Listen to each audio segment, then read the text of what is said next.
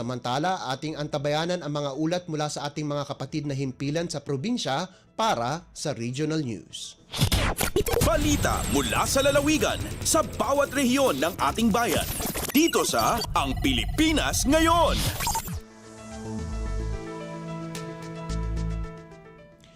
Narito na ang bugso ng ating mga regional news. Dumako muna tayo sa rehiyon ng Luzon.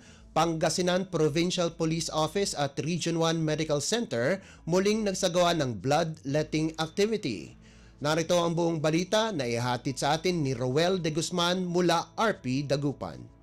Sa kaya bloodletting activities o ginawa na Pangasinan Police Provincial Office o PPO kaiba sa Region 1 Medical Center. Walaan na teman dugo para sa kahandaan, buhay ay dugtungan. Ayan aktibidad at katakip na Memorandum of Understanding o MOU ya pinirmaan na Pangasinan PPO kaiba sa Abitan Ospital ni Pakar at regular ya panaggawa na bloodletting activity. Kabyangan tuya, jad ang takaya programan ginawa para edsaya impasabi ng Medical Technologies 3 Miss Jedi Bawanan so pisa salamat na Region 1 Medical Center at abitnan opisina para ed tuloy-tuloy ya pantangkilik da ed serbisyo na National Voluntary Blood Services Program. Untan tumad, imbaga ng Pangasinan PPO Director Police Colonel Rollifer Kapukyan, yasay bloodletting activity at gagawin da ang pianwalang tampulso na aladan dala no walay pulis yaman kailangan lapo at disgrasya o anto kaman ya insidente ya katakip na panagtrabaho da. Akaiba na PNP Pangasinan so arumniran opisina kapara na BFP, AFP, Coast Guard, tambi GMP. Agaon sa badimarang personahe sa impawit na bawat PNP station at luyag na Pangasinan para sayan aktibidad. Malalapod RP Dagupan, Shaks Roel de Guzman para Radyo Pilipinas World Service. Balita mula sa lalawigan sa bawat rehiyon ng ating bayan. Dito sa Ang Pilipinas Ngayon. Inyong napakinggan ang ulat ni Roel de Guzman mula RP Dagupan. Dakuin naman natin ang tabuk, pagkilala sa sektor ng edukasyon, tampok sa Schools Day celebration ng 2025 Kalinga Day at Bodong Festival. Ang kabuuan ng ulat ihatid sa atin ni Amelia Bumatnong ng RP Tabuk. Kaspaset iti 30th Kalinga Founding Anniversary ken 6th Bodong Festival Schools Day Celebration, napadayawan tinapatag a kontribusyon ti sektor ti edukasyon para iti panagduras ti ili a Kalinga. Itinaangay a programa ken Bodong Street Dance Competition iti February 13, 2025, binigbig dagiti opisyales iti dedikasyon kinapingat a panagtrabaho dagiti manurusuro tapno maipaay iti kalidad nga edukasyon kadagiti agad-adal amang bukol kadakwada para iti masakbayan ti probinsya. Kastamot a dinakamat da dagiti a panangipatag iti nainsi sigudan ang ugali ken tradisyon bayat iti panagadal ken panangtarigagay iti rapaap ken panagrangay.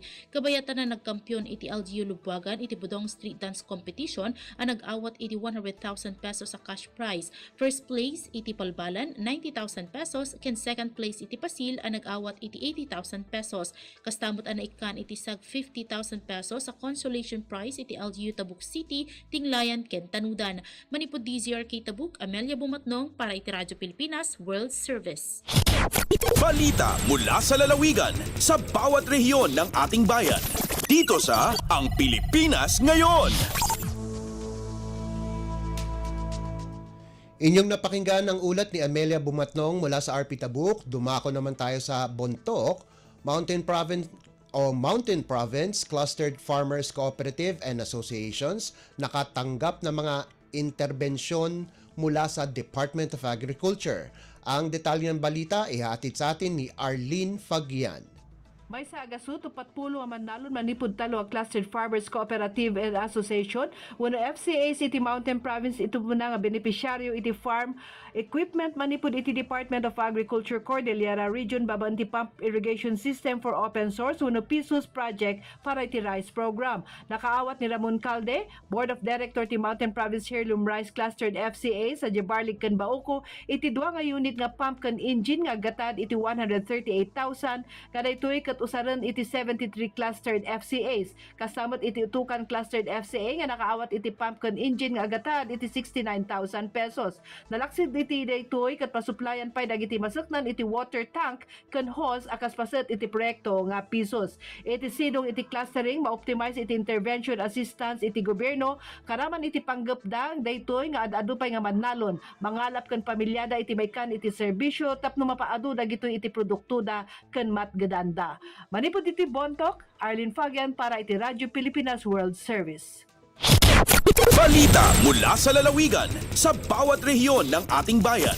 Dito sa Ang Pilipinas Ngayon.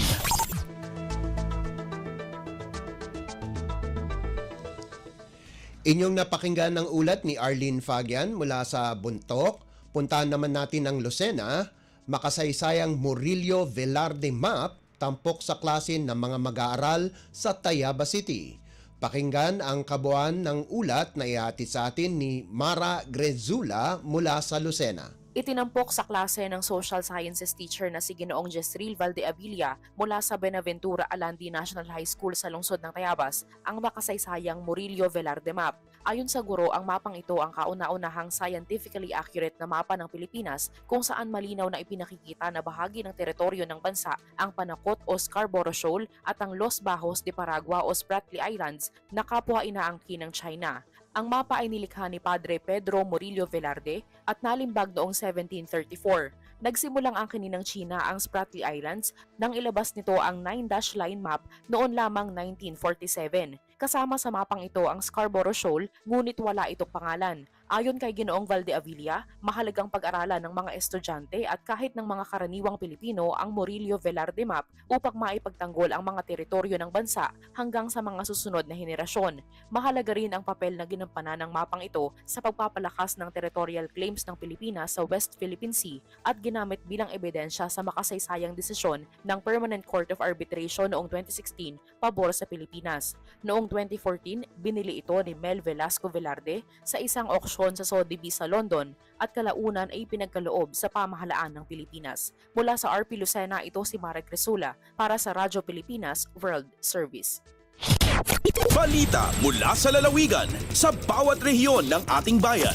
Dito sa Ang Pilipinas Ngayon. Inyong napakinggan ng ulat ni Mara Grezula mula sa Lucena. Puntahan naman natin ang Palawan Provincial Health Office na mahagi ng libo-libong prophylaxis sa mga individual na apektado ng malawakang pagbaha. Narito si Gillian Faye Ibanez para sa detalye ng balita.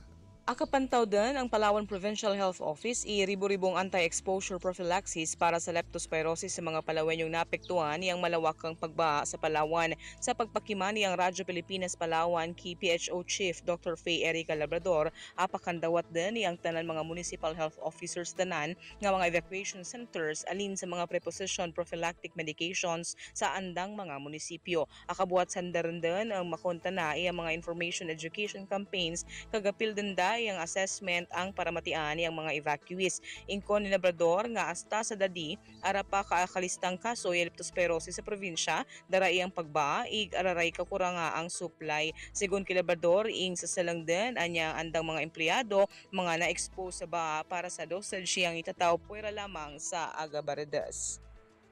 Alindigi sa Puerto Princesa, Palawan, Gillian Faye Ibanez, Radyo Pilipinas World Service. Balita mula sa lalawigan sa bawat rehiyon ng ating bayan. Dito sa Ang Pilipinas Ngayon. Inyong napakinggan ang ulat ni Gillian Faye Ibanez mula sa RP Palawan. Pumunta naman tayo sa rehiyon ng Kabisayaan. Department of Health Eastern Visayas nanawagan ng mas mahigpit na proteksyon kontra water at airborne diseases. Ang kabuang ulat ihatid sa atin ni Charmaine Perito mula sa RP Calbayog. Nagpagawas Sinwal Disease Surveillance Update ang Department of Health Eastern Visayas mahitungod san kahimtang sin mga kaso san dengue, influenza-like illness, cholera, ngan leptospirosis para sa Morbidity Weeks 1 to 5 tikang Enero 1 hangtod Pebrero 1, 2025. partikular sa probinsya sa Samar sa kaso nga dengue. May na-report nga 138 nga kaso nga may usa nga barangay nga gintutudlok nga hotspot. Sa kaso nga influenza-like illness, umabot sa 252 ang kaso nga may duha nga hotspot barangay. May na-report liwat nga 12 nga kaso sa cholera sa probinsya.